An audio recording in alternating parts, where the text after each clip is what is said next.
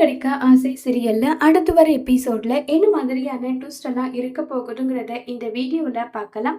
மீனா முத்துக்கிட்ட சொல்றாங்க, ஏங்க நான் போயிட்டு ரோகிணி கிட்ட ரொம்பவே கோவமா பேச போறேன். ரோகிணி அதுக்கு பதிலா அவ வாயில உண்மை வர வைக்கிற அளவுக்கு நான் எல்லாம் பண்ணி அதை வீடியோ ஆதாரமா எடுத்துட்டு இந்த விஷயத்த நம்ம நேரா போயிட்டு மகளிர் ஆணையம் கிட்ட கொடுத்தா கண்டிப்பா அவங்க நம்ம பக்கம் தான் நிப்பாங்க. இது ஒரு நல்ல ஐடியாவா இருக்கும் என்னன்னு சொல்லிட்டு முத்து சொல்றாங்க. ஆனா பார்லர் அம்மா அவ்வளவு லேஸ்ல உண்மையை ஒத்துக்காது. நீ எதுக்காக இப்படி பேசுற, என்ன ஏதுன்றது எல்லாமே நோட்டம் பண்ணி அதுக்கப்புறம் தான் எதுவா இருந்தாலும் அது பண்ணுன்றாங்க. ஏங்க உங்களை விட 100 மடங்கு ரோகிணி எப்படிப்பட்டவ என்ன ஏதுன்றது எல்லா விஷயமும் எனக்கு தெரியும். நான் அதை பார்த்துப்பேன். நீங்க கவலைப்படாம இருங்க. எல்லாத்தையும் நான் பாத்துக்கிறேன்னு சொல்லிட்டு இப்ப நம்ம ரோகிணியை பத்தி எல்லா உண்மையும் அறிஞ்சுக்கணுன்றதுக்காக இப்ப மீனா போறாங்க. ரோட்ல போயிட்டு இருக்கும்போது எப்படியும் ரோகிணி இந்த வழியா வருவாங்கன்ற விஷயம் நம்ம மீனாவுக்கு தெரியும். இருந்தாலும் மீனா பார்த்துட்டே போறாங்க. ரோகிணிய பார்த்ததும் மீனா கண்டுக்காம போற மாதிரி போறாங்க. உடனே ரோகிணி என்ன மீனா இந்த பக்கம்னு சொல்லிட்டு பேசுறாங்க.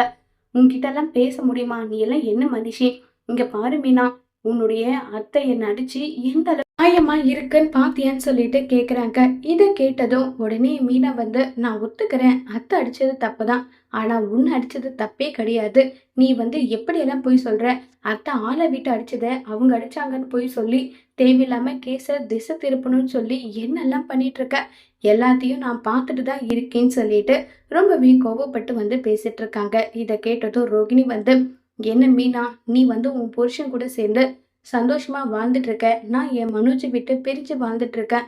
இத பத்தி பேசுறதுக்காக தானே நீ இப்படி எல்லாம் பண்ணிட்டு இருக்க. எனக்கு எல்லாம் தெரியும்னு சொல்லிட்டு மீனா சொல்றாங்க. இத கேட்ட ரோகிணி இங்க பாரு மீனா, நான் எப்படியாவது என்ன ஆனாலும் சரி மனோஜ் கூட தான் சேர்ந்து சந்தோஷமா வாழ போறேன். அது எல்லாம் பார்த்து நீங்க வயிறு எரிய தான் போறீங்கன்றாங்க.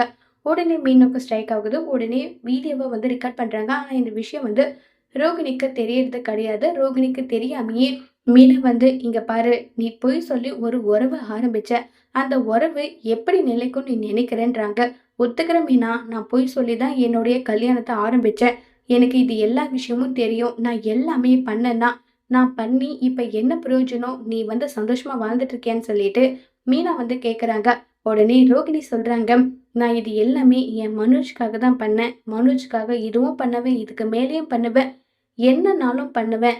ஒருவேளை என்னையும் மனோஜும் சேர்ந்து வாழ விடலைன்னா அவங்கள என்ன பண்ணுவேன்றது எனக்கே தெரியாதுன்னு சொல்லிட்டு விஜயாவை மிரட்டுற மாதிரி எல்லா உண்மையுமே நம்ம ரோகிணி சொல்லிடுறாங்க.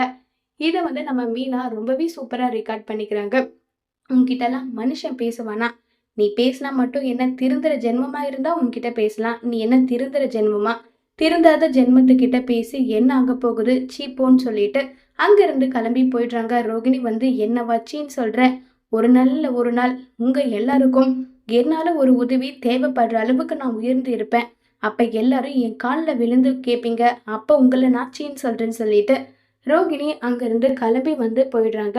இப்ப நம்ம முத்து மீனாவுக்கு கால் பண்றாங்க. மீனா, என்னாச்சு? போன காரியம் சக்சஸ்ஃபுல்லா நடந்துருச்சான்னு சொல்லிட்டு. ஏங்க, இந்த மீனா நினைச்சா எந்த காரியமும் நடக்காம இருக்கா என்ன? எல்லா காரியமும் நடந்துருச்சுன்னு சொல்லிட்டு ரொம்பவே சந்தோஷமா பேசிட்டு இருக்காங்க. இதை கேட்டதும் ரொம்பவே சந்தோஷப்படுறாங்க முத்து. இவ்வளவு சீக்கிரம் இந்த பிரச்சனை சால்வ் ஆகும் நான் நினைக்கல மீனா. எப்படியாவது அந்த பார்லர் அம்மா உண்மையை சொல்லாது இந்த கேஸ் இன்னும் இழுக்கடிக்கும்னு நினைச்சிட்டு இருந்தேன். ஆனா இவ்வளவு சீக்கிரம் இந்த விஷயம் முடியும் நான் நினைச்சு கூட பார்க்கல. என் மீனா இருக்கிற வரைக்கும் என்ன நடக்க போகுது, எல்லாமே நல்லதாவே நடக்கும்ன்ற நம்பிக்கை எனக்கு இருக்குன்னு சொல்லிட்டு முத்து சொல்றாங்க. ஏங்க வாங்க, முதல்ல இந்த ஆதாரத்தை எடுத்துட்டு போயிட்டு நம்ம லாயர் கிட்ட கொடுத்தா அவங்க மூலியமா எல்லாத்துக்கும் ஸ்ப்ளட் பண்ணி விட்டுறலாம். அப்புறம் ரோகிணி என்ன பேசினாலும் எவ்வளோ அழுது டிராமா பண்ணாலும் எதுவும் நடக்க முடியாதுன்னு சொல்றாங்க. ஆமா, நீ சொல்றதும் சரிதான், அந்த மாதிரி நம்ம பண்ணிடலாம்னு சொல்லிட்டு முத்து மீனா 2 பேருமே லாயரை மீட் பண்ண போறாங்க.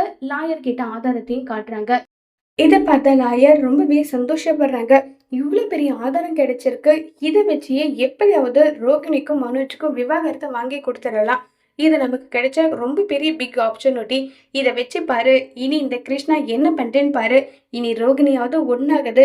நாளைக்கே நான் கோர்ட்ல ஏறிங்க வாங்கி கொடுக்குறேன்.